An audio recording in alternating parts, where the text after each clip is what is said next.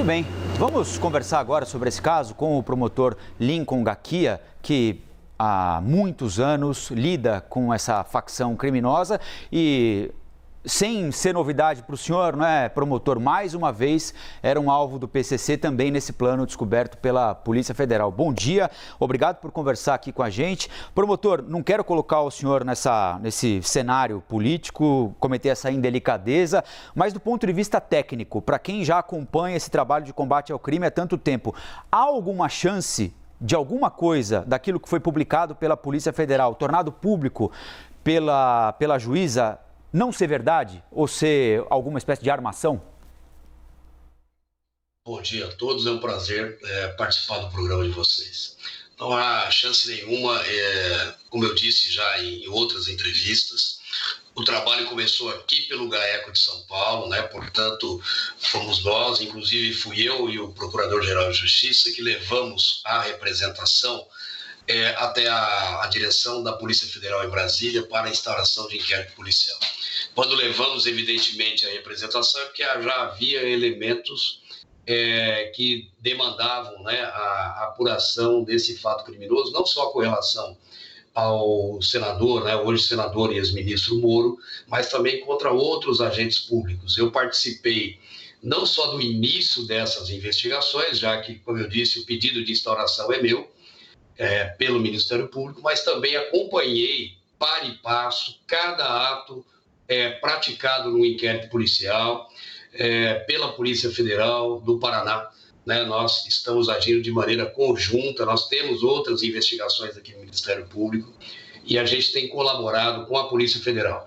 Então, quero crer que, infelizmente, estão fazendo uso político dessa investigação, que é muito séria. A Polícia Federal fez um trabalho exemplar, demonstrou ser uma polícia republicana e em 45 dias esclareceu, identificou e prendeu todos os integrantes da célula restrita, uma célula muito importante para a facção paulista, e nós só temos a render homenagens à Polícia Federal.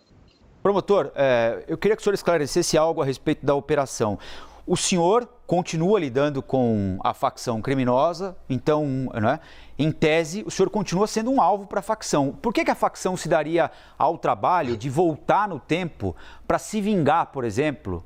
Não sei se é vingança, queria que o senhor explicasse exatamente isso. Ou para atingir o ex-governador de São Paulo, Geraldo Alckmin, o ex-ministro, agora senador Sérgio Moro, que tiveram passagens com a facção e ficaram no passado, né? Isso não poderia se voltar contra a própria facção, eventualmente atingir gente importante, gente famosa, mas que já não está mais lidando diretamente com a facção? Por que voltar no tempo?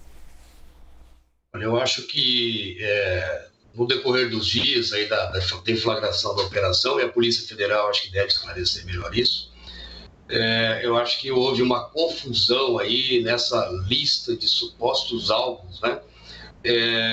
Do PCC. O que acontece de fato é que essa investigação da Polícia Federal ela está focada para os desdobramentos aí desses supostos planos de ataque contra agentes públicos, não só o ex-ministro Moro, mas outros agentes públicos. E nesse caso específico, a gente está tratando de policiais penais federais em Porto Velho, policial penal federal em Campo Grande e um ex-comandante da Polícia Militar também do Mato Grosso do Sul. Não há ali nenhuma referência, pelo menos ao que eu saiba e que eu tenha acompanhado, ao atual vice-presidente e ex-governador de São Paulo, o Geraldo Alckmin. Ele já foi, inclusive, junto comigo, vítima de outras ameaças aqui em São Paulo. Não são essas que se referem a este trabalho específico da Polícia Federal. Esse trabalho específico da Polícia Federal que eu iniciei, repito, e que estou acompanhando, ele trata aí desses planos para sequestrar ou para matar agentes públicos que eu já mencionei, inclusive o ex-ministro e atual senador Sérgio Moro. Então, mas por que voltar no tempo contra o Moro? Qual seria a intenção da facção, promotor? Tá, eu teria que explicar um contexto maior. Desde que saíram aqui da penitenciária 2 de Venceslau, quando eu, através do Ministério Público, pedi a remoção não só do Marcola, mas de mais 21 líderes do primeiro e segundo escalão do PCC para o sistema penitenciário federal, eles já haviam determinado que o plano A, que eles que priorizariam, seria o resgate do Marcola em qualquer lugar que ele esteja, em qualquer presídio federal. E o plano B, se nada disso der resultado, eles tentariam aí chamar a atenção ou causar um caos no país, atacando vários agentes públicos e autoridades simultaneamente. Então, me parece que o ministro Moro, até por ser uma figura pública, o ex-ministro Moro, por ter sido o juiz da Lava Jato, o ex-ministro da Justiça, atual senador da República, possivelmente seria, junto com familiares, alvo de sequestro, né? E outras autoridades aí já mencionadas por mim, outros agentes públicos, provavelmente seriam executados. Então, a intenção era causar o caos, né? Se não houver possibilidade do resgate, vamos causar o caos e, com isso, tentar forçar com que o governo, né, com que os governos federal e estadual retornem o Marcola e essa liderança aqui para o sistema prisional paulista, né? Que ele deixe o regime em que ele se encontra na Penitenciária Federal de Brasília. Promotor, eu queria que o senhor falasse um pouquinho, na medida do possível, sobre o seu cotidiano, para que as pessoas entendam. O senhor, desde o começo da década de 2000, né, um pouquinho antes ou um pouquinho depois, está lidando com essa facção criminosa. É alvo, não é de hoje, não é dessa operação da facção criminosa. Eu sei que o senhor, a família do senhor, todos têm uma limitação terrível de locomoção no cotidiano por causa das ameaças. Então, na medida do possível, eu queria que o senhor passasse um pouquinho às pessoas como é que é viver sendo alvo do PCC, de ameaças pelo menos dessa facção.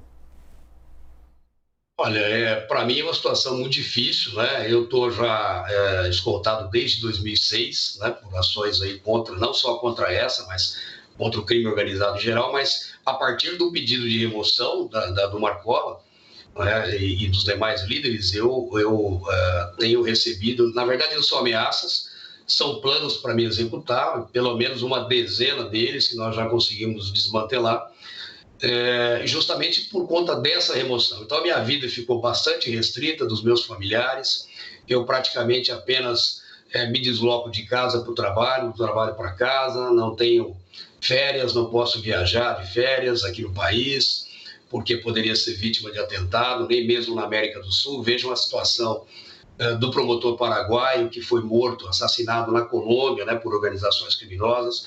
Então é triste, né, pensar que um agente público, uma autoridade como eu, apenas cumprindo o seu dever, tenha que ficar preso, talvez mais preso que esses integrantes que eu isolei, né? Eu tenho alguns anos ainda de trabalho pela frente, antes da minha aposentadoria. Eu tenho 31 anos de carreira aqui no Ministério Público, tenho 18 anos de combate ininterrupto no crime organizado e depois que me aposentar, daqui a alguns anos, talvez eu tenha que sair do país, né?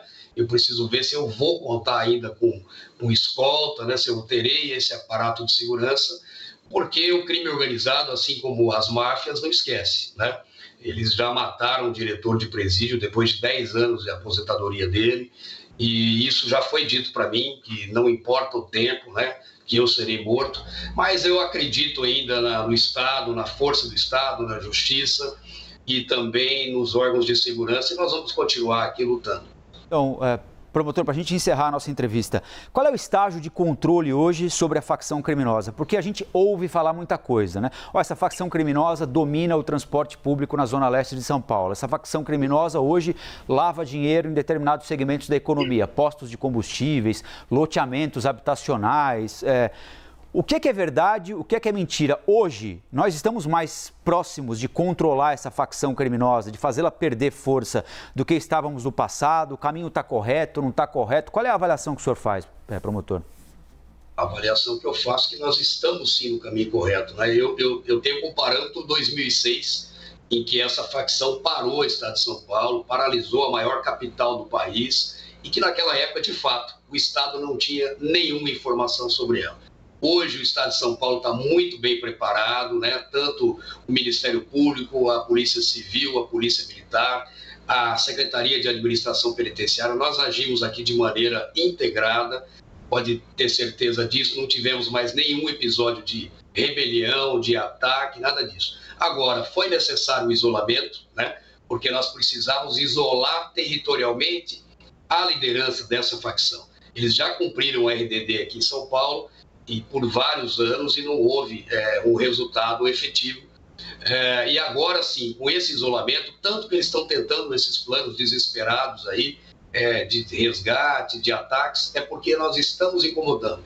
E com relação à lavagem de dinheiro, estamos trabalhando nisso sim, estamos trabalhando na força-tarefa do Ministério Público junto com a Polícia Civil para desmantelar essa quadrilha de criminosos que tem atuado no transporte metropolitano urbano de ônibus de São Paulo, e logo a sociedade com certeza terá um retorno disso. É uma trilha muito difícil, é evidente que São Paulo não pode atuar sozinho, nós precisamos de uma ação coordenada e integrada com a Polícia Federal, com o governo federal e com as demais polícias do Estado. Então é isso que eu espero, né? Que haja por parte, inclusive, do governo federal, essa iniciativa de coordenar essas ações integradas com as polícias estaduais e com os ministérios públicos estaduais e federais, para que a gente possa ter um combate efetivo. O crime não tem fronteira e a gente também precisa agir de maneira organizada.